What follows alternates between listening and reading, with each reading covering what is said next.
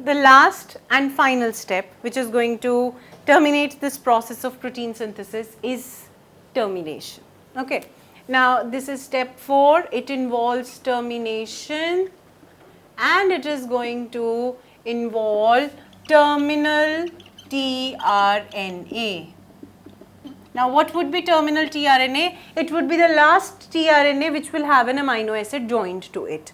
Now, you remember when we did the code dictionary from the genetic code, we had said that there are 3 codons which are known as stop codons, right? 3 of them were called as stop codons. Now, why are they called stop codons? Because at this site or at this sequence of mRNA, the translation stops. It comes to a standstill because these codons or these sequences on mRNA do not have any corresponding tRNA. No arrangement of tRNA is possible where the anticodon loop would be having an arrangement corresponding to these sequences. Or simply you can say that these 3 codons do not have any tRNA for the corresponding, do not have any corresponding tRNA. Now, supposedly you have this, again same thing, this is mRNA and we have a smaller subunit, we have a larger subunit, we have the terminal tRNA over here in the P site and a long polypeptide chain has been formed by the amino acids. Okay. The formation of peptide bonds have taken place 1, 2, 3, 4, 5, 6, 7, 8, 9, you can imagine it in hundreds and thousands. Now, what happens is this terminal tRNA, let it be, this is having the last amino acid. It comes and joins. Now, over here, either of the 3 sequence lies, UAA or UAG or UGA, any of the stop codons lies. When the stop codon is identified, what happens is over here comes the release factor. This is being read and release factor comes into scenario. First of all, this A site stays empty because there is no tRNA. As it stays empty, this is the terminal sequence. What this release factor does is, it breaks the bond between tRNA and the last amino acid. The terminal tRNA's bond with its amino acid at the 3' end is broken down by the release factor. Okay, this release factor is GTP dependent.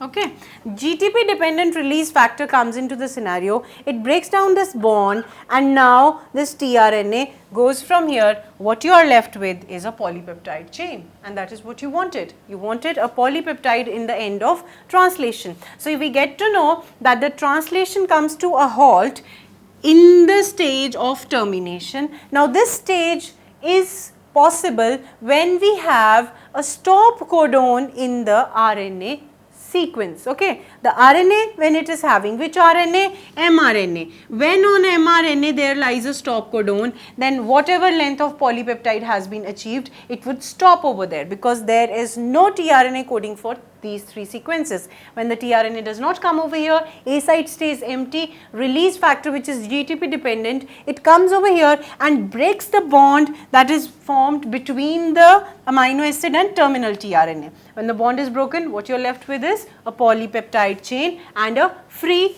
tRNA. So, this is all that you have to keep in mind. Now, I would want you to understand 2 terms before we pile up, that on this mRNA, we had seen that on the mRNA itself, we had seen that polypeptide chain is formed between the sequence where AUG was the start codon and as soon as out of these 3 supposedly UAG came, this much part of the mRNA could form the polypeptide, right? Now, further translation will stop until and unless next start codon comes. When the next start codon comes, then only initiation will begin. This entire length of mRNA is not going to give rise to any polypeptide synthesis. So, this region between a stop codon till the next start codon comes is known as untranslated region. Okay. Now, otherwise known as UTR, untranslated region. You have to keep this in mind that between a stop codon and a start codon, the region that is present is known as untranslated region, and the translation stops as soon as the stop codons come on mRNA. Until the next sequence of start codon is achieved, till then there will be no polypeptide formation. So, this is all that you have to keep in mind about protein synthesis. There are 4 stages that we have discussed, and with this we come to the final outcome that the gene has to give. It has to give a polypeptide, and finally we have come to know what happens when the gene is performing its function in metabolism, but how it has carried out at the genetic level, now you are very well aware of. At least I hope so that you are. I have tried my best. I would suggest you to watch these videos all over again, and one more suggestion, that you watch colorful diagrams about these to get a better idea how it happens in real time.